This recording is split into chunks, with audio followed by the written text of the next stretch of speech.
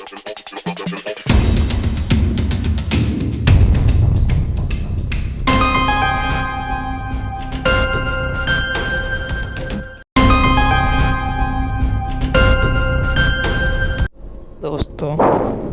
मैं आज आपके लिए एक सच्ची घटना पे आधारित एक 10 वर्षीय मोनी की कहानी लेकर आया हूँ।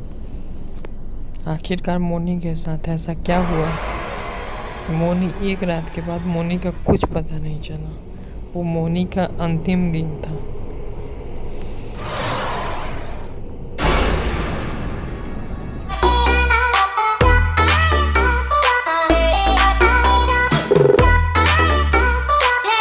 हेलो दोस्तों, मैं आज आपके लिए एक नई और सच्ची घटना पर आधारित एक कहानी लेकर आया।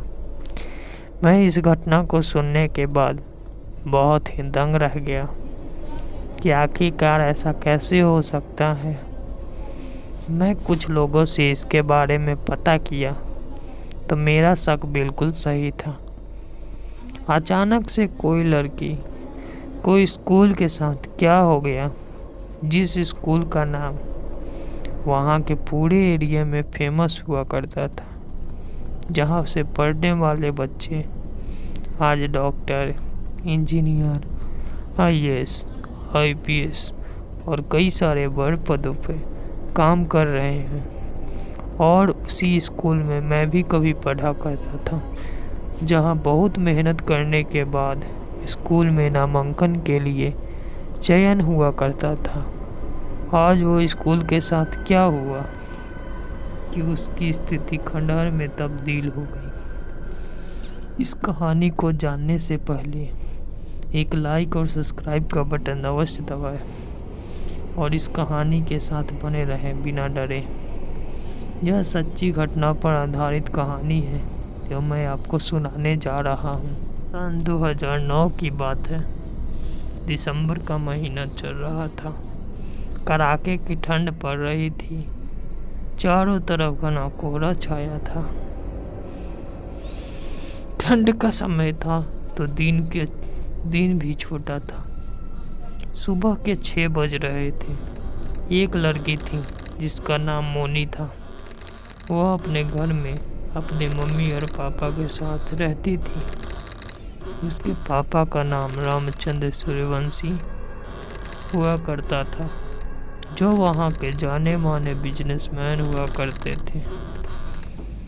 उस दिन वो मोनी के साथ उनकी अंतिम रात थी। उनको क्या पता था कि उनके साथ क्या होने वाला है। मोनी उनको छोड़ के जाने वाली है। मोनी के पिताजी रामचंद्र सूर्यवंशी सुबह सुबह जल्दी नहाकर अपनी पत्नी शीला को आवाज़ देते हुए बोलते हैं कि शीला, मुझे बहुत लेट हो रहा है, नाश्ता जल्दी करो। क्योंकि उन्हें बिजनेस के काम से 2-3 दिनों के लिए शहर से बाहर जाना था।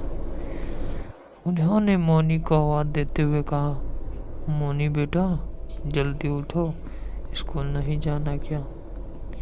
मैं रास्ते में तुम्हें छोड़ दूंगा। क्योंकि वह स्कूल शहर जाने वाले रास्ते में ही पड़ता था। मोनी जल्दी से उठकर तैयार हो जाती है और दोनों को साथ में नाश्ता करने के लिए नाश्ते के टेबल पे जाते हैं और दोनों को साथ में ही नाश्ता करते हुए गाड़ी के तरफ बढ़ते हैं। उतने में उनकी पत्नी पीछे से आवाज़ देती हुई मोनी का लंच बॉक्स लेकर पीछे से आई और उसे दी। क्योंकि मोनी का लंच बॉक्स वहीं टेबल पे छूट गया था। मोनी एक 10 साल की छोटी सी बच्ची थी। वो बिल्कुल गैर जिम्मेदार थी। ठंड के कारण उसकी तबीयत कुछ ठीक नहीं चल रही थी। उसका स्कूल जाना भी मजबूरी था, क्योंकि स्कूल में उसके परीक्षा का अंतिम दिन था और वो स्कूल की एक होनहार विद्यार्थियों में से एक थी। तो उसकी माँ उसे दवा खिलाकर उसे बेस्ट ऑफ लक कहकर जाने को बोलती है। वो स्कूल पहुंचती है तो आज स्कूल में अंतिम परीक्षा था और स्कूल की छुट्टी कुछ दिनों के लिए होने वाली थी, क्योंकि कड़ाके की ठंड के कारण बहुत स्थिति खराब थी। मोनी का अचानक से तबीयत बिगड़ना शुरू होने लगा। मोनी परीक्षा के पेपर को ख़त्म करने में व्यस्त हो गई। वो जल्दी जल्दी से सारे प्रश्नों का उत्तर देकर अपने परीक्षा के पेपर को समाप्त करके अपने टीचर को दे दी। उसका तबीयत बद से बदतर हालत में होने लगा था। वह टॉयलेट में अपनी परीक्षा को ख़त्म करके टॉयलेट को जाने लगी। टॉयलेट में जाने के बाद स्कूल की छुट्टी होने वाली थी। अचानक उसकी आँख टॉयलेट में ही लग गई। उसका तबीयत पूरा ख़राब हो चुका था। स्कूल की छुट्टी हो गई। सारे बच्चे स्कूल से जा चुके थे। आज बस ड्राइवर को भी लगा था कि मोनी नहीं आई, क्योंकि वे अपने प्राइवेट कार से आई थी। ठंड के कारण गार्ड जल्दी जल्दी पूरे स्कूल को बंद करने लगा, क्योंकि सारे टीचर्स भी जा चुके थे। स्कूल पूरा बंद करने के बाद गार्ड भी वहाँ से चला गया, क्योंकि वहाँ पे का रेड अलर्ट जारी हो चुका था। बहुत सालों का ठंड ने रिकॉर्ड तोड़ चुका था। इसी कारण वहाँ की सरकार ने कई दिनों तक की छुट्टी का ऐलान कर दिया था और सबको ज़रूरी सूचना दिया था कि कोई भी अपने घर से बाहर ना निकले, क्योंकि आने वाले दिनों में ठंड पिछले सालों का कई रिकॉर्ड तोड़ने वाली थी। शाम के 6 बज चुके थे। अभी तक मोनी घर नहीं पहुंची। उसकी माँ घर पर परेशान हो गई। अभी तक उसका कोई पता नहीं था। उसके पिताजी का भी कॉल नहीं लग रहा था। उसकी माँ स्कूल के लैंडलाइन पर बार बार कॉल कर रही थी। रिंग तो हो रहा था, लेकिन कोई फ़ोन उठाने वाला वहाँ पर नहीं था, क्योंकि ताला लग चुका था। मोनी का आँख अचानक से खुला। मोनी गिरते हुए टॉयलेट से बाहर निकली। उसका शरीर पूरा बुखार से तप रहा था। वह जैसे बाहर आई, चारों तरफ पूरा घना कोहरा छा गया था। पूरा अंधेरा हो चुका था। स्कूल की सारी लाइटें ऑफ थी, बस कुछ लाइटें जल रही थी। मोनी जोर जोर से चिल्लाकर रोने लगी। वो बहुत चिल्लाई, पर कोई सुनने वाला नहीं था। उसकी तबीयत और ज़्यादा खराब होने लगी। वह गिरते हुए स्कूल के बरामदे पे पहुंची। वहाँ पर भी ताला लग चुका था। वह जोर जोर से चीख चीख कर चिल्लाने लगी, लेकिन उसके चिल्लाने का कोई फायदा नहीं था। वहाँ पे कोई सुनने वाला उसका नहीं था। लैंडलाइन पे इधर उसकी माँ बार बार कॉल करती रही, पर कोई कॉल नहीं लगा। उसकी माँ का भी रो रो के बहुत बुरा हाल हो चुका। उसकी माँ उसी समय मोनी को खोजने के लिए वहाँ से बाहर निकली, तो उसके कई दोस्तों के घर पे भी उसकी माँ गई, तो मोनी का वहाँ भी कुछ पता नहीं चला। तो उनके जितने भी मोनी की दोस्त थी, उनसे उनकी माँ ने बात की, तो उनके सारे दोस्तों ने जवाब दिया कि मोनी तो आज आई थी, लेकिन पहले ही चली गई। मोनी कहाँ गई उसका कोई पता नहीं था। मोनी के साथ इतनी दुखदाई घटना उसके साथ घट रही थी। मोनी का हालत बस से बदतर होने लगा। मोनी का भूख से भी बहुत ज़्यादा हालत ख़राब था। वो बार बार बेहोश पड़ने लगी। उसके बाद उसका आँख रात के 12 बज रहे थे उस समय खुला और मोनी कुछ नहीं कर सकी, बिल्कुल बेबस सी हो गई थी। पता नहीं उसके साथ क्या होने वाला था। एक छोटी सी बच्ची जो कभी अपने माँ बाप को छोड़ के अकेले रहने वाली थी, वो आज अकेले रहने लगी। अकेली पड़ गई थी वो। स्कूल में उससे बहुत अजीब अजीब आवाज़ सुनाई देने लगा। वह बिल्कुल डर गई। वह डर के सहम के एक रूम के एक छोटे से कोने में जाके चली गई।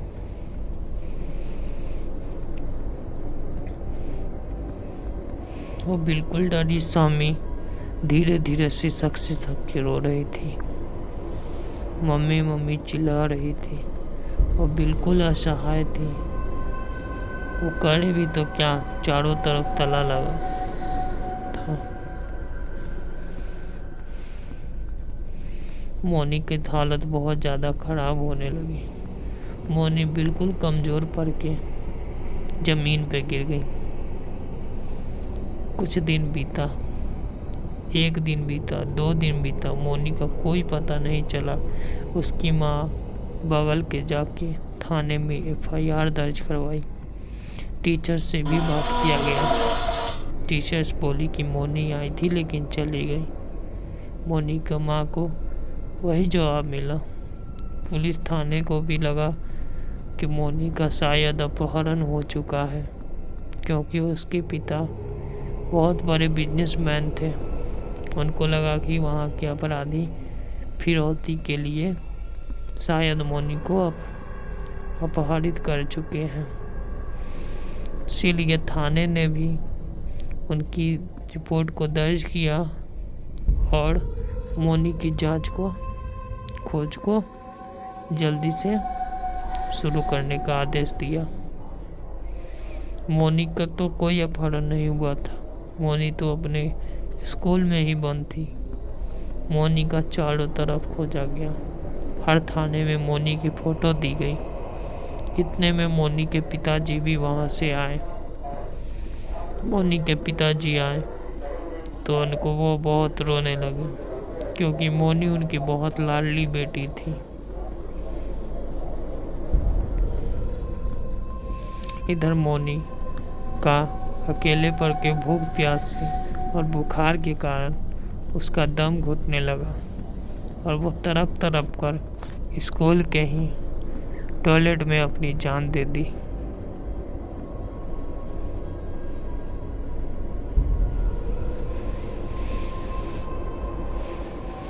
उसके बाद कई दिनों के बाद ठंड से कुछ राहत मिला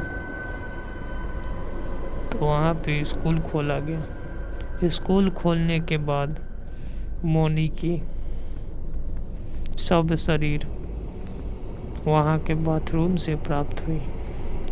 इसके देखकर वहाँ के प्रिंसिपल द्वारा मोनी के माता पिता को कॉल किया गया। मोनी के माता पिता आए और बहुत रोने लगे। उसके बाद वहाँ से मोनी की अंतिम दर्शन हुआ और मोनी के शव को लेकर उनके माता पिता हॉस्पिटल चले गए।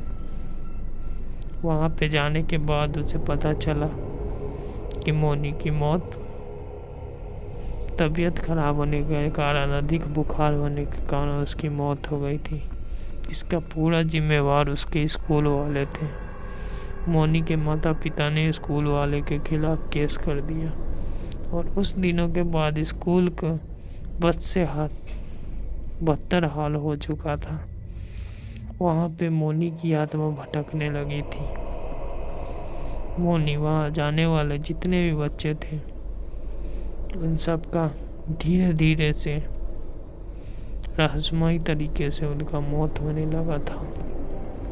वहाँ पे जो भी कोई आता था उनका भी रहस्यमयी तरीके से मौत होने लगा था।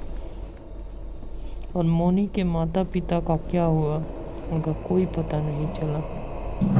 मैं मोनी के माता पिता के पास भी गया था, तो वहाँ उनका कोई पता नहीं चला।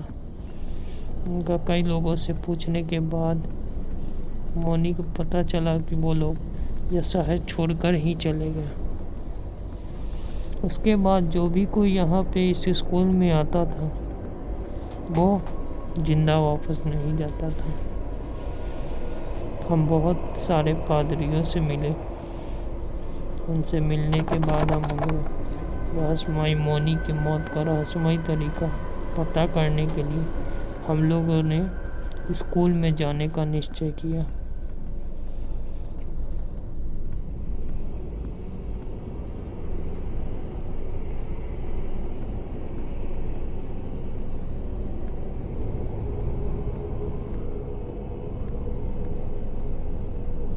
मौत का राज जानने के लिए हम लोगों ने स्कूल में गया। जब मैं अकेला स्कूल में गया तो मेरे साथ बहुत ही विचित्र घटना घटने लगी, जो आपके सामने है।